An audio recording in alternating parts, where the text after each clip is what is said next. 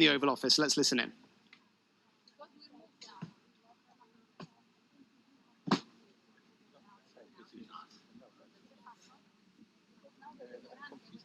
Well, thank you very much. It's an honor to have the President of Ukraine with us.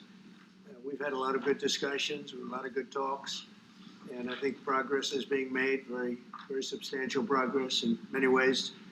We had a good meeting, as you know, just a short while ago with the President of Russia, and I think there's a possibility that something could come out of it, and today's meeting is very important. We have, I guess, the seven very powerful leaders from Europe, and we're going to be meeting with them right after this meeting, and thank you very much for being here. Thank you so much, Mr. President. If I can, first of all, thank you for invitation, and thank you very much for your efforts, personal efforts to stop killings and stop this war. Thank you, and using this opportunity, many thanks to your wife, First Lady of the United States. She sent a letter to Putin about our children, adopted children, and my wife, First Lady of Ukraine, she gave the letter. It's not to you, to your wife. Oh, I want. Yeah. So we are saying this sensitive topic. Yeah. Yes, please. And thanks to our partners, and that you supported this format. That after our meeting we can have leaders who are around us: UK, France, Germany, Italy, Finland, EU, NATO. I mean, all partners around Ukraine supporting us. Thanks to them. Thank you very much for invitation. Thank you very much for being here. President Trump. Do you think it's bad? Yes, Peter, go ahead. Thank you, President Trump. So, President Zelensky, you say in a post on X today, Russia must end this war, which it itself started. President Trump, you say President Zelensky of Ukraine can end the war with Russia almost immediately if he wants to. Which is it? Yeah, I think that's true. I think we're going to have a meeting. I think if everything works out well today, we'll have a trilat.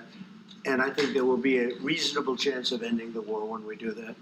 And is this the end of the road for American support for Ukraine? Is today's meeting deal or no deal? I can never say that. It's never the end of the road. People are being killed, and we want to stop that. So I would not say it's the end of the road. No, I think we have a good chance of doing it. It's been almost 4 years now that a lot of people were killed last week. A lot of people last week. I mean, millions of people killed, but a lot of people last week for whatever reason. A big number, a lot of soldiers, on both sides. And I know the president, I know myself, and I believe Vladimir Putin wants to see it ended. And as you met with Putin on Friday, today you've got President Zelensky here.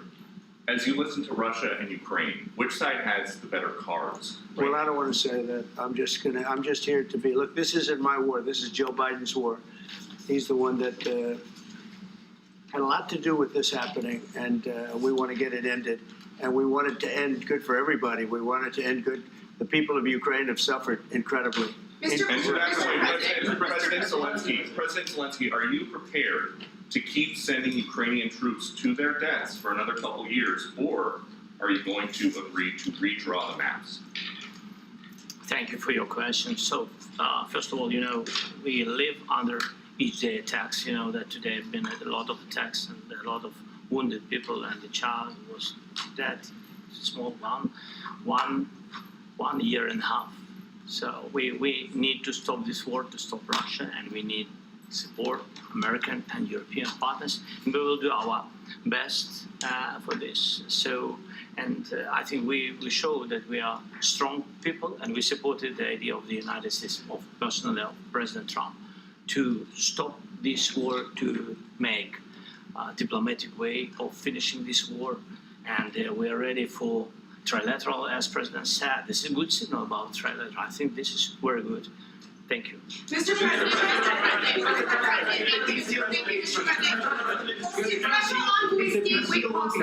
yes, if the peace deal will be achieved, are you going to be willing to send American peacekeepers to Ukraine?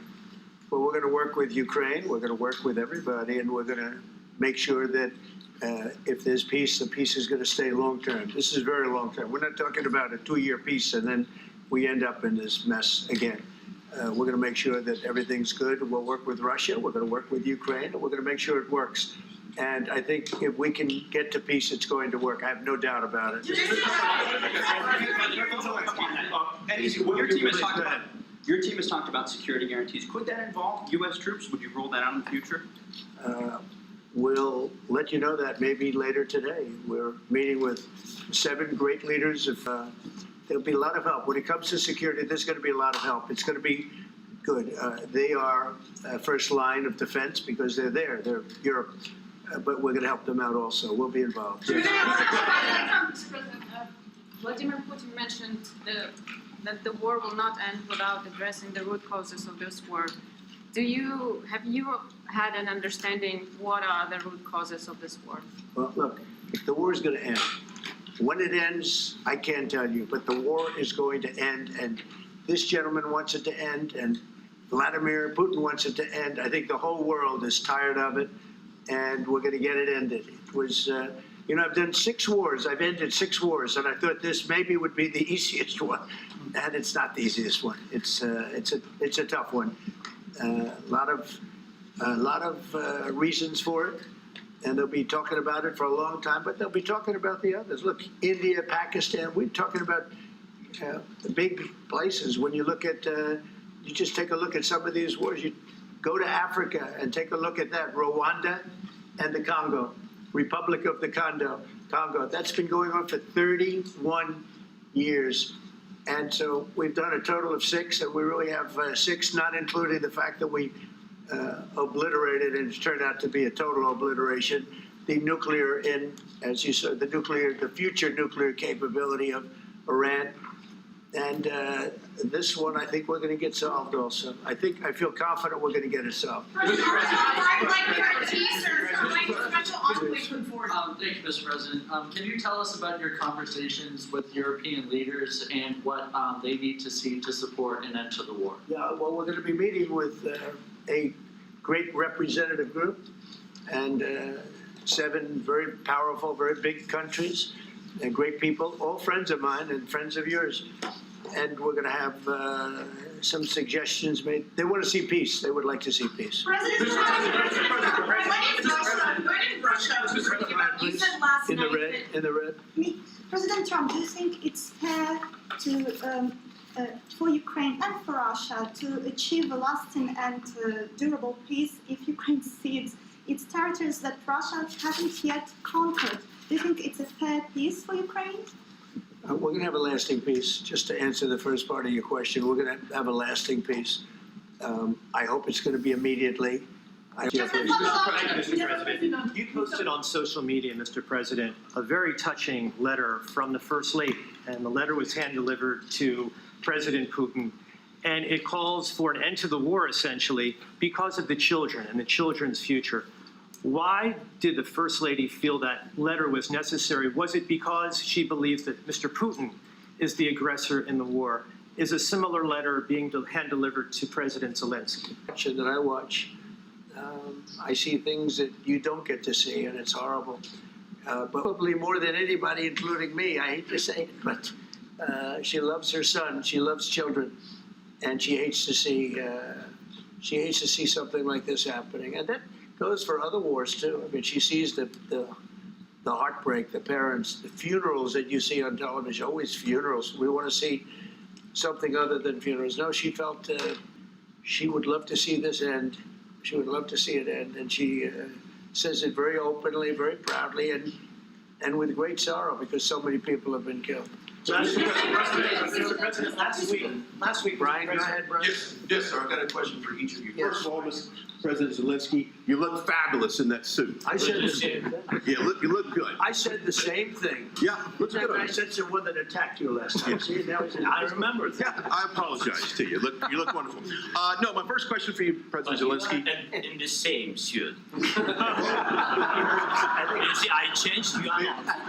Maybe yours is much better. Real quickly, upon peace, God willing we get peace, are you open to holding an election in your country? Yes, of course. We are open for election, yes. We have to do safety circumstances, and a little bit we need to work in the parliament because during the war you can't have elections, but we can do security. We need, maybe, how to say, we need a truth, yes, everywhere, in the battlefield, in the sky, and the sea, yeah, to make possible for people to do democratic, open, legal elections. So you say we're ready. during the war you can't have elections. So let me just say 3.5 years from now. So you mean if No. Speaking of news, I got a question for you. This sounds insane for me even to ask this, but do you think the American media really doesn't even want a peace deal because they've seen they've been so critical of you every step of the way as you lead the charge for peace? it's an amazing phenomenon. I said that if in the settlement you got Moscow, St. Petersburg, and thousands of miles around them, they would say, I made a bad deal. The level of hatred and animosity is incredible. Not with all. I mean, we have great people up here. We also have terrible people up there that I think are told what to say. But, you know, in solving all of these wars, they don't even write about it. You know, I saw major wars. I saw wars that have been going on for 31, 35, and 37, and a couple of quicker ones. One that was going to go into a full-blown deal very quickly. You know what the one I'm talking about. It was a big one. But they don't even write about that. No matter what I do, no matter what, and you know, this is not anything to do with you. It's probably to your advantage in a certain way. But no matter what I do, no matter what deal I make, from my standpoint, you'll come out good. Maybe President Putin will come out good a long time. I've lived with it since just before the first election. I used to get great publicity. Now I get the worst publicity anyone's ever gotten in office, but I won in a landslide, so that people understand. They're the only ones that count, ultimately. But I've also had great reporters. I've had journalists that are very good. But it's very sad when you do the right thing. As an example, they said, because of the fact that Vladimir Putin came to American soil, this was a tremendous defeat for Donald Trump. No, it was really wonderful that he did it. It was a hard thing for him to do, to be honest with you. It was the opposite of the press, and I think that's what's going on right now in D.C. We went from the most unsafe place anywhere to a place that now friends are calling me up, Democrats are calling me up, and they're saying, sir, I want to thank you. My wife and I went out to dinner last night for the first time in 4 years, and Washington, D.C. is safe, and you did that in 4 days. I'll tell you, it's safe. I had another friend of mine. He was in fourth yesterday in the big tournament where Scotty Scheffler made the great shot. And he said his son is going. What you've done is incredible.